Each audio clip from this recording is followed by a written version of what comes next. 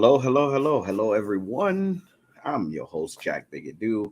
Welcome to the Truth is Barrel Proof, or again, to the hood where we talk about whiskey and we discover new whiskeys. It's Whiskey Wednesday, so what a beautiful opportunity to discover a new whiskey. The interesting thing is, today is going to be the first time I'm going to talk to a brand that I had no idea existed while everybody knew they existed. And I used to live in this country, and I still had no idea that there was a brand that were producing, from what the internet say, good quality whiskey. I'll taste it for the first time today, and we get to see my real and sincere opinion. Yesterday, I made a post on my Instagram telling you guys that single malt whiskey can come from anywhere in the world, and there's countries that are making amazing single malt whiskey all around, including the US. And those are things that I like y'all to do. I like people to get their palate on a journey, discover new distillery. It gives you the opportunity to travel, to go see new things, and also discover how the terroir of those areas affect the whiskey and how it's made. Without further ado, I want to introduce you to the brand Shelter Point, Shelter Point Distillery. We have the man, the myth, and the legend himself, Mr. Chris Reed, which his name sounds like a movie star already, but Chris Reed. And he is here to tell us everything we need to know about Shelter Point. Everybody, let's welcome Chris. Chris, welcome to the show. Thank you so much for coming. How are you? I'm very well, thank you, Jack. I'm loving that introduction. I'd like you to travel with me wherever I go because that's phenomenal, man. Thank you so much. I'll struggle to live up to that one, but I'll do my best. Thank you for being here. I appreciate you coming because you get to have me, or I get now the opportunity to try something that I've never tried, and in my domain is kind of rare that I say I'm gonna try something that I've never tried before.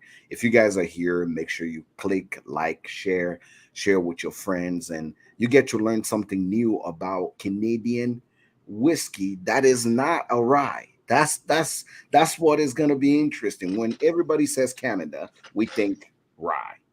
We think, you know, harsh whiskey. We think spice. We think all the other things I go, but no one thinks Canada and thinks single malts immediately. And I think you guys are trying to the change that narrative. So tell us about Shelter Point. How did he come about? And tell us a little bit about the history of the distillery. Absolutely. Well, I'm just gonna kick off there just to respond to your point. Then what we're trying to promote around our whiskies is rethink single malt, rethink Canadian whiskey, because both of those genres of whiskey, they have people making assumptions about them, and I think both of those assumptions need to be challenged because there is good whiskey, as you say, coming from all around the world, and there's fantastic whiskey coming out of Canada, which isn't a rye. I mean, the rye is the most well known. It's what people would call a kind of Canadian whiskey, but there's so much more to it than that. And what we're doing here at Single Malt is really, let's say, we're trying to challenge that, and we're trying to raise that awareness of what's available in terms of single malt now.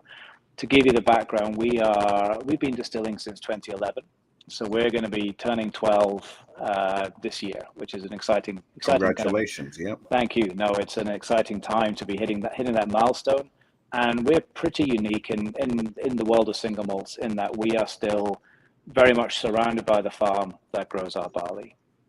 So we sit in a 380-acre farm that's right on the coast of Vancouver Island. On the eastern coast there, we've got a fantastic farm. We have about 200 acres of fields, which grows the barley, and the rest of that farm is just left to be wild forest. So there's a lot of biodiversity around there, a lot of fantastic, beautiful landscape. And the nice thing about the farm is the soil is really sandy, really gravelly. So there's actually an aquifer beneath the farm. So not only do we grow our own barley, our water source is directly beneath our feet, and it's Wow. completely consistent. We've had, ever since day one, we've had exactly the same water quality, which if we were on, say, a city-controlled water source, you could change a filter, you could change a process, and suddenly your pH changes or your mineral content changes. Now Absolutely. 100% confident that from day one, we've had exactly the same quality of water going through the stills, being used in the dilution down to bottling strength. Everything's consistent. So that is two natural assets of the farm, which if you were to try and choose something for a whiskey distillery, then they're pretty much bang on for what you'd want to do. Where we are now, you can see behind me that I'm in the still room here. We have two stills custom made for us by Forsyths. We've got a 5,000 liter wash still and a 4,000 liter spirit still. They do the hard yards for the making of the whiskey. So we'll generally take a ton of our barley at a time. It's obviously been malted. It's then going through a 7-day fermentation process once it's been mashed, and then it's passing through those two Forsyth stills. And you can kind of see behind me. I'm just going to pick up the phone and just pivot around a little bit because absolutely, we want to see it all. The design of this distillery is phenomenal. I mean, you can see that's the view I should have had. Really, yeah. You went, if you don't mind me saying it, you went a little traditional. We went very traditional, and I mean, I think there's a lot of the design of this building is traditional. If you see it from the outside, then it looks just like a kind of classic Canadian barn. But it's a total new build. I'll even dare to say it looks, if I did not know where you were, I'll be like, are we in Scotland? From the shape of the stills, you might think that. Yes. From the amount of timber that's in the roof, then you might think, actually, no, it must be Canada because there aren't that many trees. But so it is it's a very traditional building, but it has really been kind of built within the landscape. I mean, the lumber for the building was taken almost entirely from the farm, and so that gives you again a sense of place that we have here, and the sense of, I guess, really focusing on the quality of what we can do locally. And so we're making single malts here. That's what we've been doing since day one. And we're now producing a range of different expressions, which really showcase not just the kind of the quality of our distilling techniques, but also the local terroir. And that phrase you use, terroir, for us is very much a part of it, because obviously we have our local source of barley. All our barrels are distilled on site. Our warehouse is probably about 500 yards away from the ocean. So that nice, crisp, salty air that we get day after a storm, that's blowing right through the warehouse, being picked up by the barrels and really just becoming a part of our whiskey. Wow. There's so much to unpack in what you said, because there is such originality in what you're saying.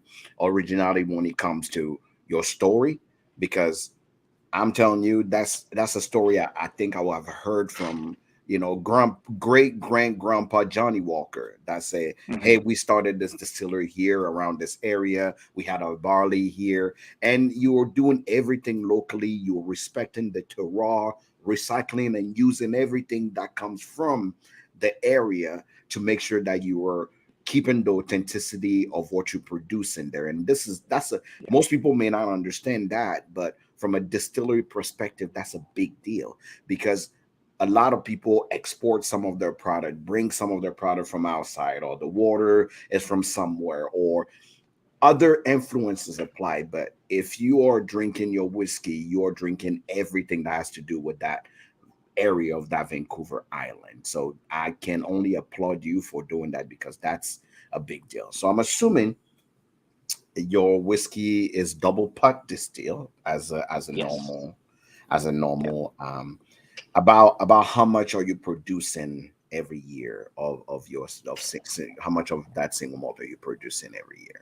It varies year to year, but we're looking around about maybe 600 barrels a year. A year, maybe actually, maybe a little bit more than that, but enough to could be closer to 800, depending on where we are with our productivity. We're driven by obviously the amount of barley that we're able to farm and the availability of the time to be able to do that. So 600 to 800 barrels a year would be the goal, and the goal is always to kind of try and maximize that efficiency. And so those days when we're doing those things, we're trying to get as much out of the fermentation process as we can, really giving nice, long, slow fermentations to get as much alcohol from that process as we can. It gives the yeast plenty of time to work its way through the wort and get everything out of it. And I'm assuming those are local yeast that you've grabbed from the region, from That would from be. your terroir. I would love. I would love to be able to say that, Jack, but it is just off the shelf. So that's Distiller's the yeast. only part that is not part of the terroir. I'm gonna take it on the chin where we have to. I mean, we have a lot of stuff which is local, but not everything can be. I mean, again, if you're going to challenge me on where our bottles come from, it's probably not going to be a good answer. Oh no no no But no no no! I would not ask that, because after what happened in between 2019 and 2021, I don't ask sources of bottles or something. Supply chain is a sore subject for a lot of whiskey makers, so I don't even yeah, ask that question. The bottle look the way it looks. If you like it, you like it. If you don't, I don't think anybody should be harsh on anybody. Any distiller or any whiskey producer, because people were begging for bottles and yeah, things, because of supply chain. So that's understandable. I just wanted to see if the yeast was part of, because yeast is a big part of fermentation and giving the flavor or character to your yeah, beer before it get distilled. So sometimes people yeah. are very, very. I've interviewed brands that are adamant about the type of yeast they will use, and they will not. You cannot change their mind. So that's why Yeah. I made it a habit to always ask, is the Yeah, yeast from the area? it's an absolutely fair question, and what we have done is we've always been consistent with our yeast. Since day one, it's been the same yeast, and what we're really working to do is reduce the variables so that where you are seeing variation in the end flavor, it's like, well, you can try to work out more clearly where that's come from. Because if if your water quality is consistent and your yeast is consistent, then the majority of the variation is either going to come from the barrels, which is most likely, or maybe slight variations batch to batch, just as you get different kind of compounds coming through, different harvests, that sort of stuff. But primarily it's barrels, and that allows us to really drill into how we can gain consistency in our product. All right. So let's talk about maturation, because if you're doing things traditionally, my question is, what type of barrels are you using? Are you using new or ex bourbon cask like the normal thing is? So The, what? the, the vast majority of the barrels in a warehouse are ex-bourbon. Okay. So we are getting them, and they're coming from the distilleries. Again, supply chain is always a challenge, but they're coming in from kind of the classic bourbon distilleries. I know we've got Heaven Hill, Woodford Reserve, Buffalo Trace, all in the warehouse. Just names that I saw today when I was in there. So that's the kind of the quality of the distillery that we're pulling the barrels from. But it's not just ex-bourbon. We do have a little bit of virgin oak in there. One of our expressions, which we can come on to, is almost entirely aged in virgin oak. So it's got a very different flavor characteristics to what's coming out of the ex-bourbon. And we also have some of the kind of what I call the playground, where we've got some wine barrels, we've got some sherry barrels, we've got some port barrels, all the stuff where you can really just see the flavors, different flavors, what you can create by using those different barrel finishes. So probably around about 90%, maybe 85% is ex-bourbon, and the rest gives us the ability to fine tune and tweak and enjoy experimenting.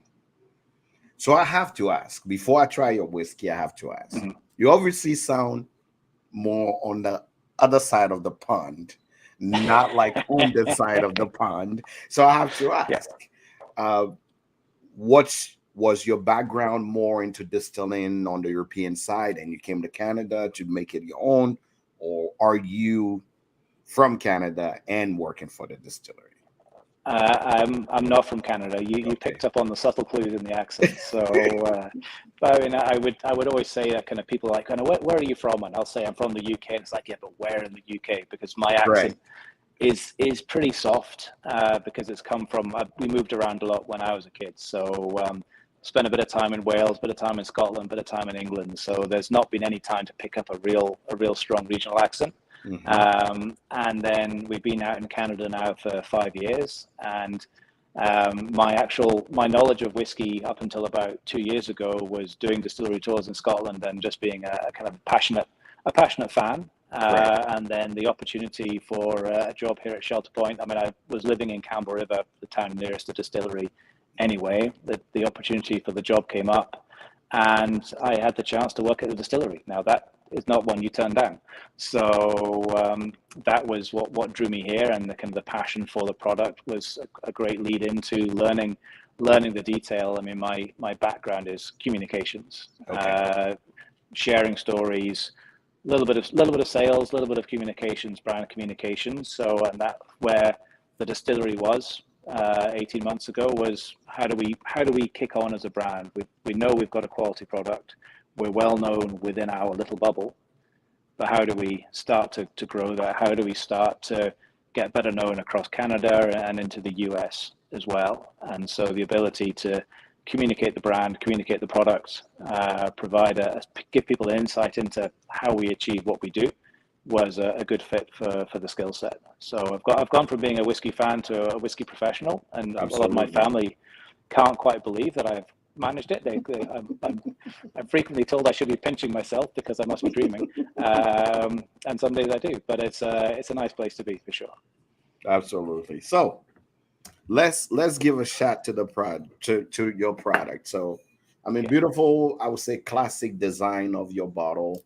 For me, it's very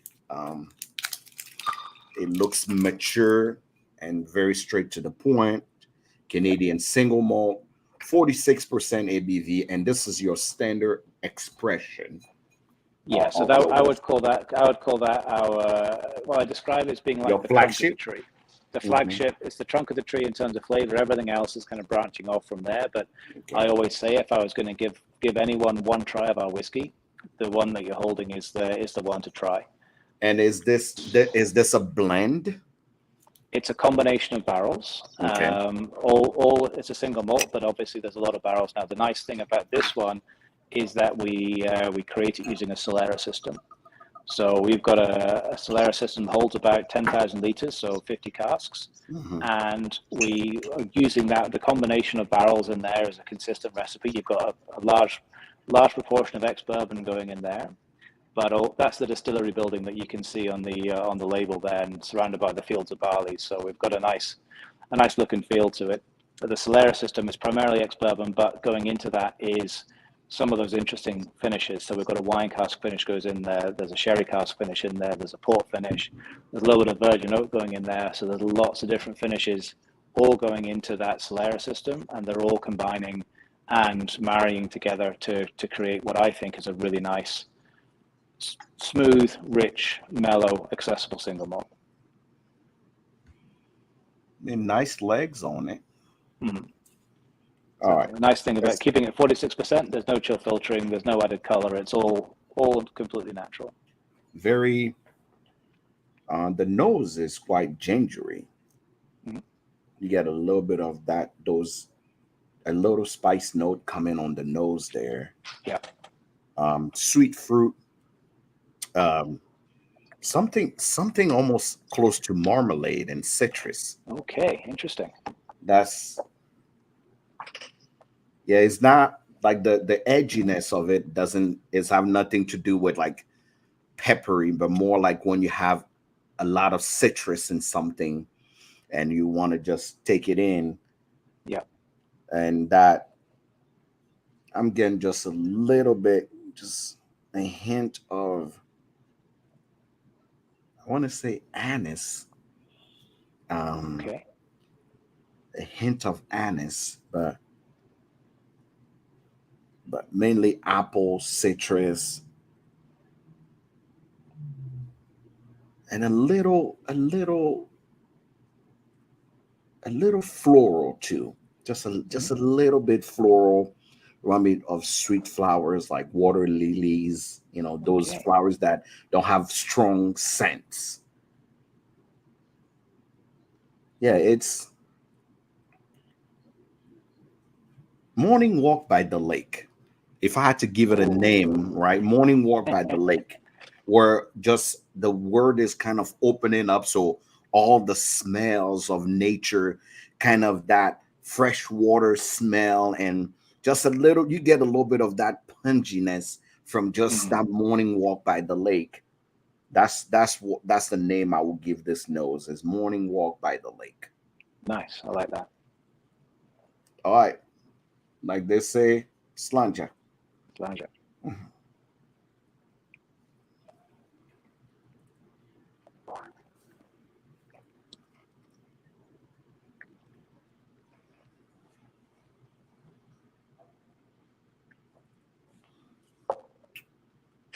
Mm-hmm. Yep. That ginger. It's that ginger. Hmm.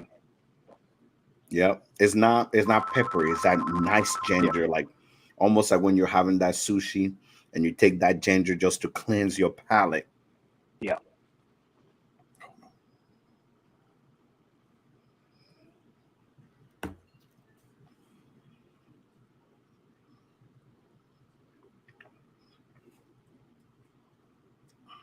Nice, that sweet citrus apple front coats your mouth really well.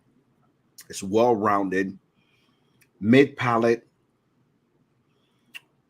that ginger stays there. A little bit of licorice, just a Hmm. little bit of that licorice bitterness at the finish, but the finish is just warm, like a serious hug. You feel that hug, just like a warm embrace on that finish, but sits right.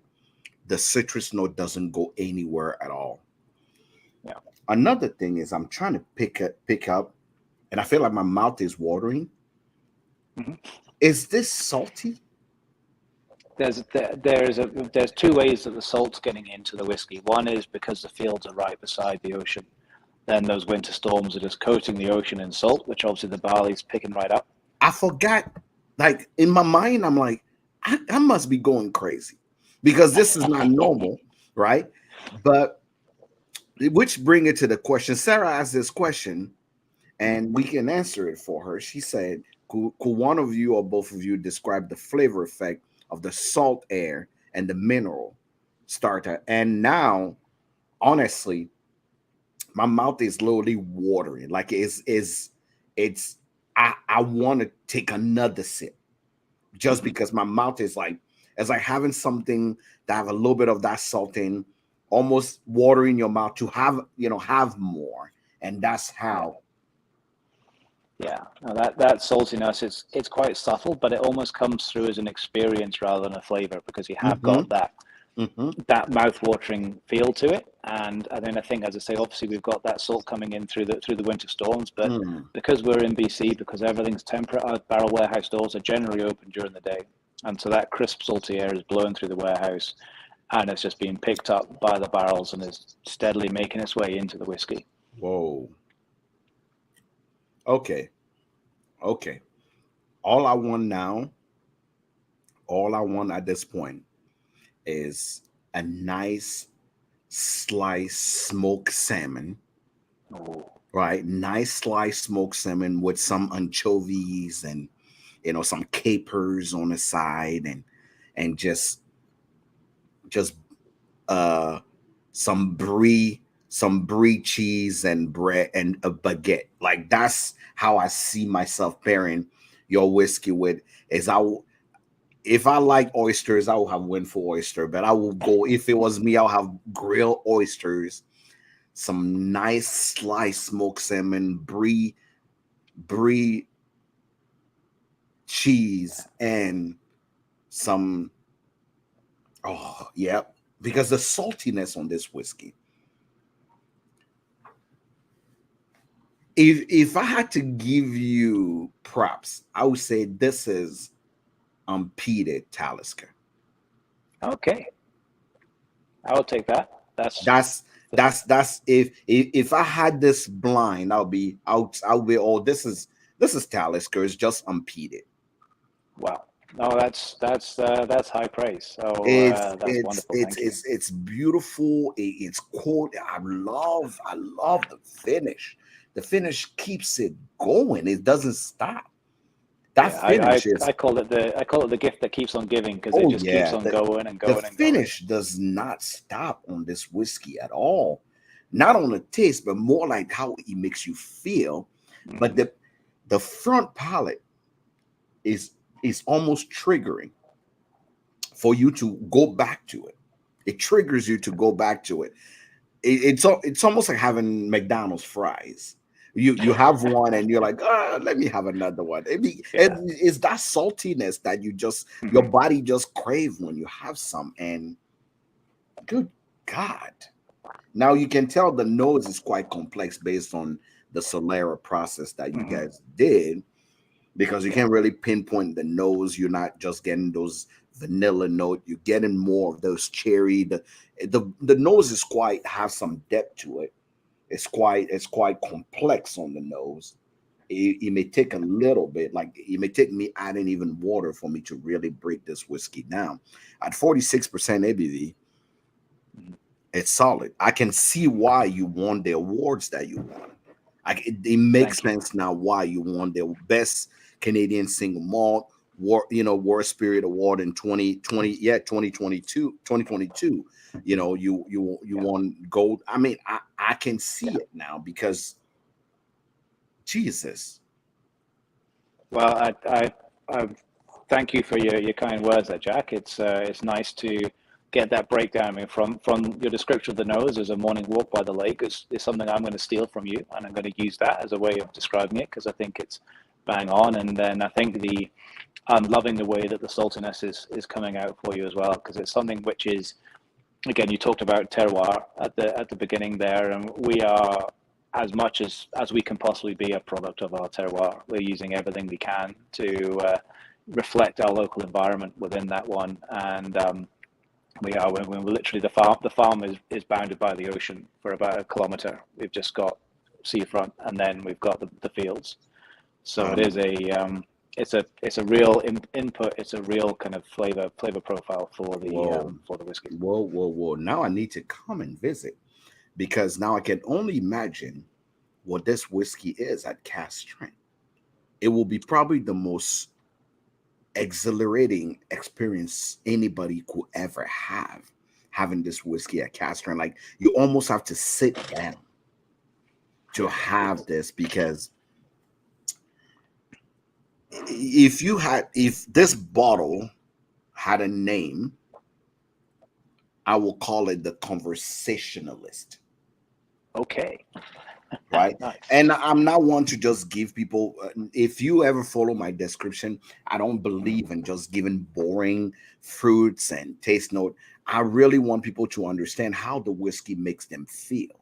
What Yeah, memories does it trigger? And for me, if I had a long day, beginning of autumn, if I had a long day, I'll have this inside. But if it was autumn, those temperatures are below 60 Fahrenheit. I'm sitting outside, and if somebody come hmm and visit me, we have to talk. When I say we have to talk, we having yeah, this whiskey. This is a conversationalist. This is yeah. whiskey that keeps you coming to it and good enough for tough conversation to be had.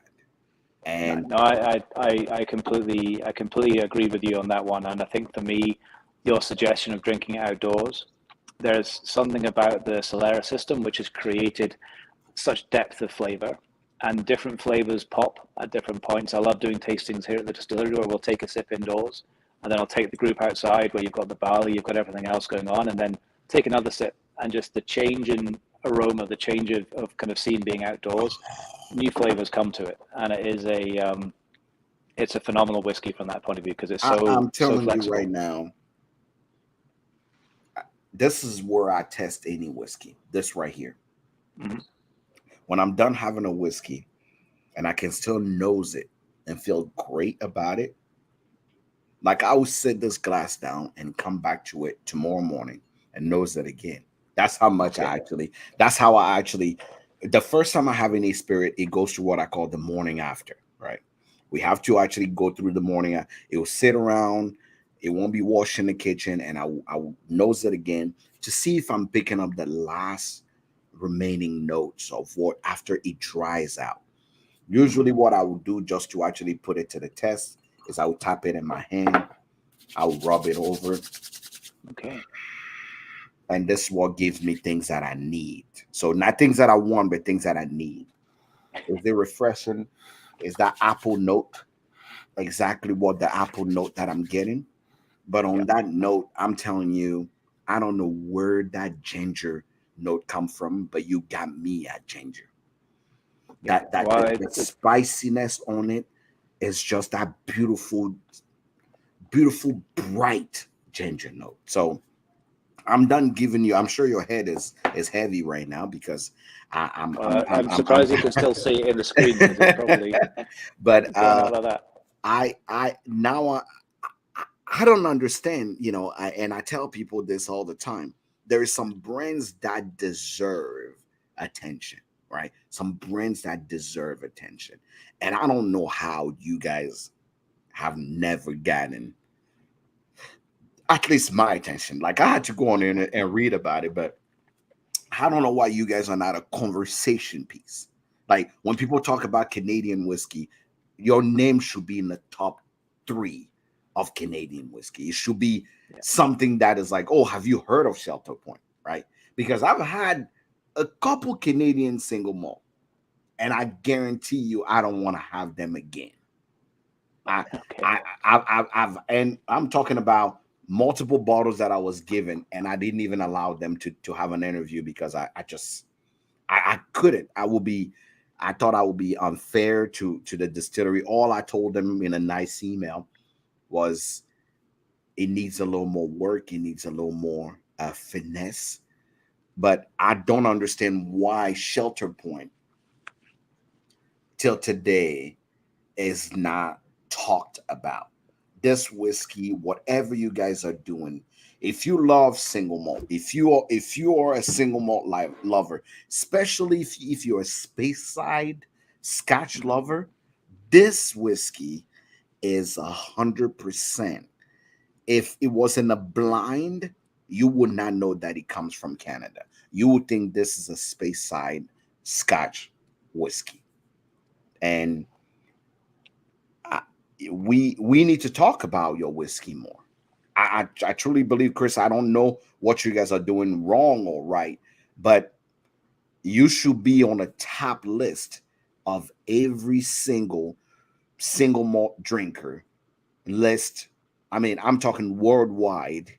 Like my next thing is I'm gonna make a highball with your single malt to see how that comes out, right? Because the national drink for every good single malt test is a highball. I'm gonna try that, and if you pass the highball test, every single bartender I know should be should be recommending this whiskey for people because let me guess. What's the price point on most of your whiskey? Maybe that's what is deterring the client. Because I'm trying to figure out how I, as a single malt lover, have never Yeah. heard of Shelter Point until you and I actually spoke on Instagram. Because there's no way after tasting this, there's no way I'm not looking for the cask strength. I'm not looking for what happened to this in a wine cask, right? In a pheno cask, in a sherry, in a poncho cask, in a heavy sherry cask. Like I want to know. Like now, I'm curious to try all your expression. Well, I mean, first up, thank you, because I appreciate what you're saying, and I think where our challenge has been is that the Vancouver Island is a long way west from most people, and the challenge of getting whiskey out, particularly as a young distillery, you are having to create your reputation, and people will look at you, and when just in terms of pricing, we come out at $90 after tax Canadian, so convert that to US, whatever the price rate is, you're talking maybe 79. kind of, yeah. Yeah. So you're talking quite a significant investment in a bottle, and people, when they're spending that kind of money, generally they're going to be conservative, because Yeah. if you buy the wrong whiskey, it sits on your shelf and tells Correct. you made a mistake Correct. for the rest of until you get brave enough to throw it out, or you find a friend who's you want to pass it on and share it. But generally, you've made that error. Whereas a bottle of wine, generally you've drunk most of it, testing it out, and it's not such a big investment. So people are super conservative in how they buy their whiskey. So creating that process of growing as a brand is tricky, and we're a small team here. And I mean, to be honest, up until the last 18 months or so, it's been Patrick Evans, who's our founder. He's a farmer. He's a humble guy. And so if you ask him about his whiskey, he will tell you the biggest compliment he'll give you is, yeah, it's all right, because he's a farmer. He's not known for his overstating. So he's not a salesman. And You so have you already have fans that are commenting. So People fantastic. Well, want to it's great see it to. more. People want to see more. I think really at this point, not to play marketing director, but at this point, I believe you guys just need to find a way for your whiskey to touch every lips in Canada, and have people, maybe people like me, start talking more about it, because now when someone start talking about Canadian, I mean, I talk about when the whiskey is good. I don't need the whiskey company to even reach out and say, hey, maybe we want some paid advertisement or no. I just talk about it because I truly believe when somebody is good, we don't keep it as a secret, right? And Shelter Point, for me, even with all the awards that you have, obviously, I mean, I respect the San Francisco Award. Yeah. The most respected house agrees that you guys are doing amazing. Yeah. And I'm telling you, yeah, apparently everybody in Canada. So you guys need to, maybe the US needs to pick it up, and Japan needs to pick it up, and the UK needs to try, because I like I said, if I did not know any better, trying Shelter Point today, and this is to the people that are watching, I will have said, bullshit. This is not Canadian whiskey. It's not. This cannot come from Canada. It's impossible. No. This, you're kidding. You're just trying to trick me. This is a space side whiskey, ex bourbon cast, maybe a little bit of sherry. We good, right? That's what it's gonna be. And for me, I'm gonna start. I'm honestly gonna start sending this and samples to people, so they, just to confuse my friends that love single malt. Just tell them, tell me where you think this is from. Nice. And I bet you first three names are not going to be anywhere in Canada. You're doing something different. I love when people hold up tradition, right, in how they're making single malt. And if you're trying to be different, I'm hoping that you keep the basis of every single malt lover way of doing things, and then maybe add your own twist to it. The saltiness coming from, the winds and the storms, and the just the taste note, that ginger note that is in your whiskey, give it such beautiful and bright character, a resilience character that I can't. I want to try it all. I want to try everything you produce, because now I'm a believer. You made me a fan of Shelter. Wow. Fantastic. Thank you, Jack. I mean, in terms of that rollout, we are now available in the US, and that was a big step for us just a couple of months ago to have achieved that. Where are you in the US? Do you know which states you are in the US? We're in about 30 different states. Okay. With the distribution channels we have. I mean, I think it's not perfect, but we do. If you go onto our website, shelterpoint.ca, the online store has a US option, and there's a zip code checker there, so people can find out pretty quickly whether we'll be able to ship it directly out to you. So it's all online. The website so people know where they can find you. Right here. All right, that's the display of the website right Perfect. there. Thank you. So it's shelterpoint.ca. And for you guys that don't know, let me see if I can maybe share a screen here so you guys can see.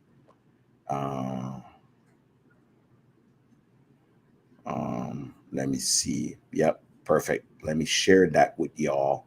And this is what we're seeing. This is the website. And I mean, it shows showing you a little bit about us. That's the still room. That's correct. Where I'm sat just now, and it's just trying to give people a flavor of where we are, of our location.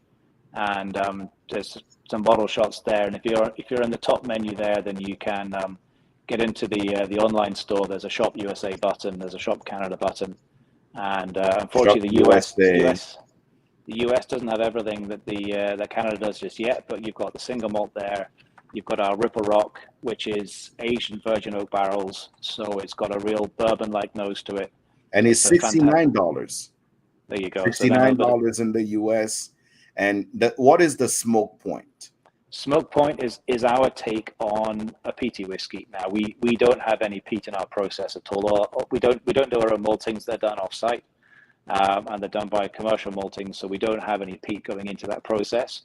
So we were looking for ways to bring out a little bit of smokiness in the process. So we tried smoking the barrels, like literally invert the barrel over a smoker, let the smoke infuse into the wood of the barrel, and we used local woods from around the farm, a bit of driftwood from the shore, and then putting our spirit into that barrel extracted that smoke. So it's almost like a campfire smoke.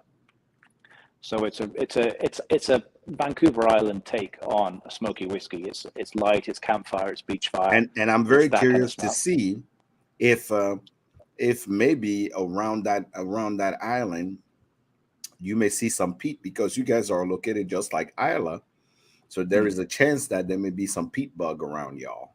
There is a lot of peat bogs around us. What we need to do, we're looking into getting our own sort of small scale malting plant at the moment, and then we can play around with getting some local peat, seeing how that affects the flavor, and then play with it. So there's a lot of plans, and the list is long for things we'd like to do, and we just need to start buying more of the whiskey, and you guys will have enough money to explore. That's perfect. Thank you, Jack. If you that's exactly what we need to happen. And this is, I mean, it's fantastic to be able to talk to you and to your followers today, to be able to talk a little bit about what we do. I mean, what you've got on the website there is our full range. So there is a cask strength version of the whiskey there.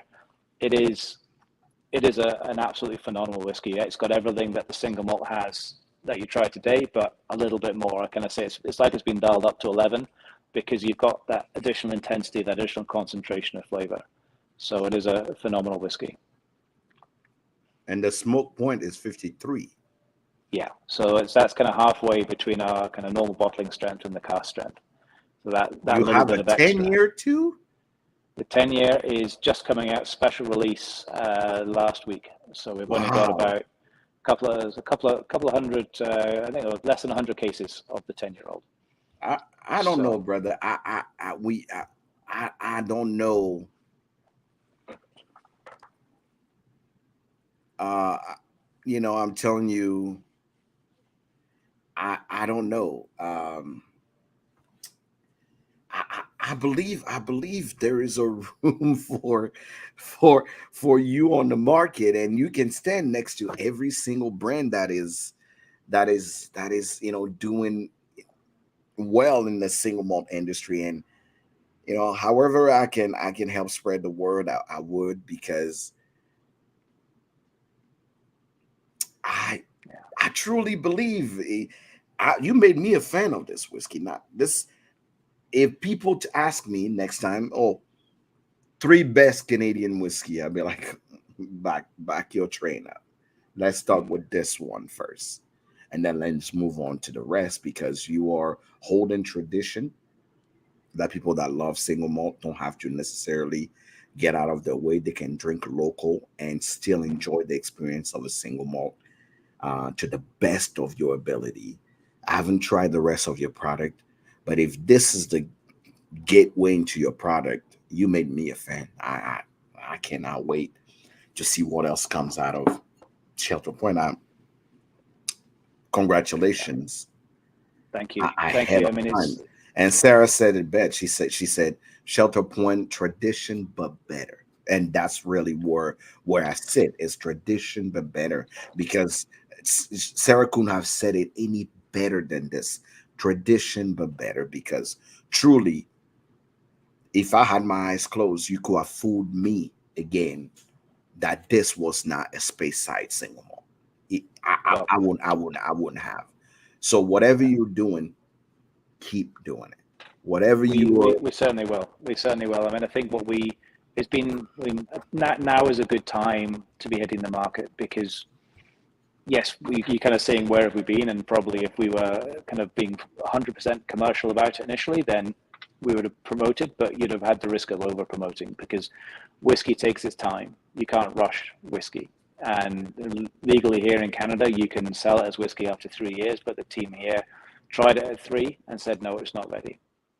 So they weren't ready to put out a product that they weren't 100% satisfied with. So they delayed the release of the whiskey until it was 5 years old as a minimum. And that's now our minimum standard for any barrel. We're not even going to sample it until it's 5. And then we're going to then decide how we're going to take it through. The average age of our whiskey is what you tried today. The Solera system is just about to turn 7. So it's a 7-year-old whiskey. But obviously there are barrels that are older than that, which we can turn into the 10-year-old.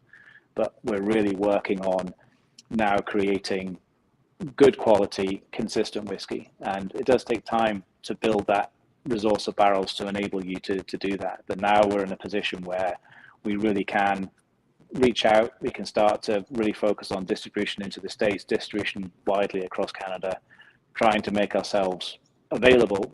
And ultimately, with whiskey, for the majority of people, they're not going to buy anything unless they've tried it, because, and as I said and before, and I, people are and I believe conservative. that's really what you need is somebody needs to start hitting the road Yeah, and start getting this whiskey to touch as many lips as possible, in all the tasting in California, all the bars, all the areas that are possible, because I truly believe for single malt lovers, this will be such a beautiful experience. And this, if this is introduced in a nice seafood pairing dinner, people are going to lose their mind, like lose their mind. And what you're offering here is truly the single malt lover and seafood lover, and even, I will even say, just a chef that love just food, spice in his food, would love pairing this single malt with his food, because you marry so well in a sushi plate, or just, even African food, like where I'm from. I can see already some African food pairing with this single malt, and a nice seafood restaurant in California, on in Florida, and all these places where people consume those things.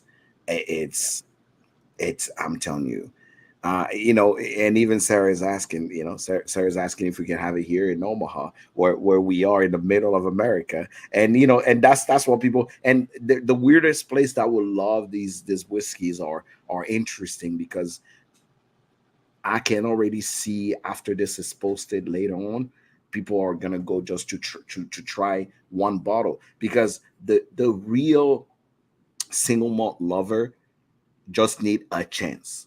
Once hmm they have a chance, that's it. I'll put you against Balvenie. I'll put you against Talisker unpeated. I'll put your whiskey against, what do you call it? Against, what do you call that? Or the name is I'm having a brain fart. There's a few whiskeys that when I was drinking your whiskey, I'm like, I can put this against that, because those definitely are ex-bourbon cast, straight to the point, not peated. It's, brother, you have some work to do. We need your whiskey to go around, because I can with a certitude say you have something good on your hand. Well, thank you, Jack. It's really appreciate it. And I know there are plans to get down into the US more. I think I'm booked in to be doing a seminar at the San Francisco Whiskey Fest in October. So anyone who's Perfect. in the area planning on being there, will be there with a table. We'll be there. I'll be there doing a seminar. So a chance to start to introduce people.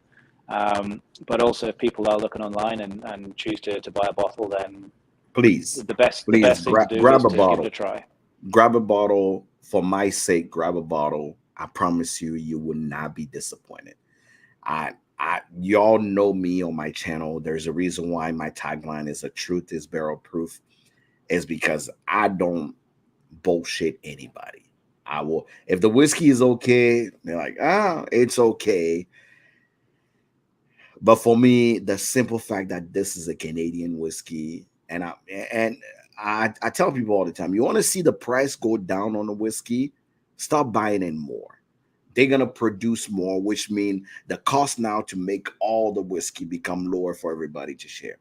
If it's boutique and it's small, that means it requires more to actually get the whiskey to you. So let's get the whiskey to run out. Then they will understand that they do need to increase operation, and that more people want their whiskey, and we can get it. So if you're in Canada, if you're in the US, I'm telling you, I will dare you to take this whiskey to any international whiskey festival out there, and they are going to lose their mind.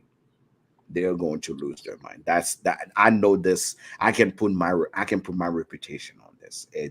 They're going to lose their mind. They will not believe that it is in Canada. I even have a friend in Western Canada that is an exporter, and I have to talk to him just to make sure that he has Shelter Point and the list of the whiskeys that So he may reach out to you to see how we Yeah, can get your whiskey distribute there. He's in Western Canada because he does a lot of restaurant stuff, and perfect. looking for good whiskey that can work for restaurant owners.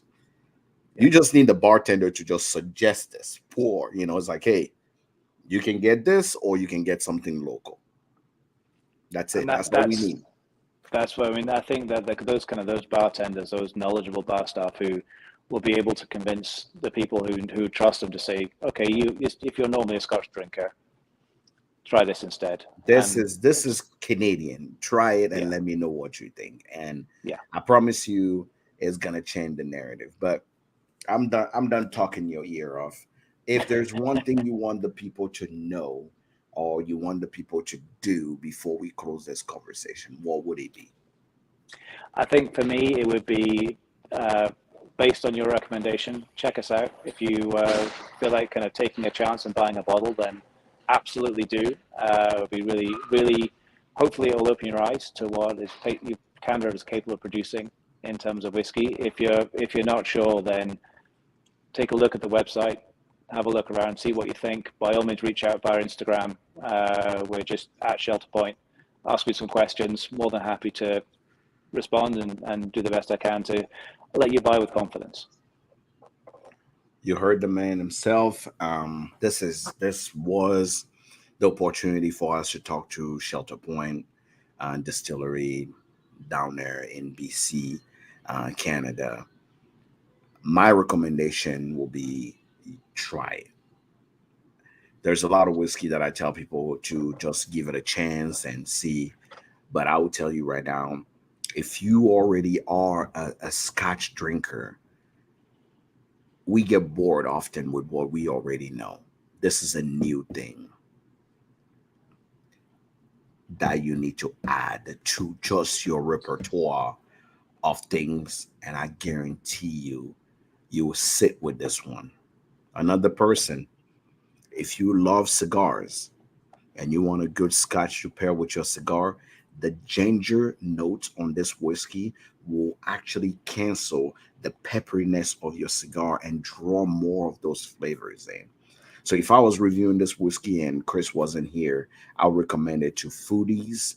I'll recommend it to bartenders that do a lot of highballs, and I'll recommend it to cigar smokers. Those are my three audience. So if you fall in any of that category, I promise you, this is a whiskey that, like young people say, no cap, stands on his own. Chris, I want to thank you for coming on. I want to thank you for sitting and chatting with us. If you're watching the recast, thank you for being here.